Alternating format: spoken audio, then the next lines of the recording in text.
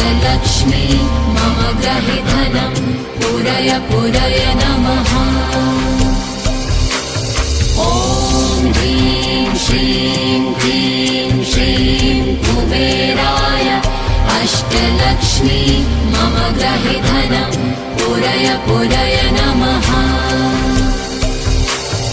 ॐ ह्रीं श्रीं क्लीं श्रीं कुबेराय अष्टलक्ष्मी मम ग्रहे धनं पूरय पूरय नमः।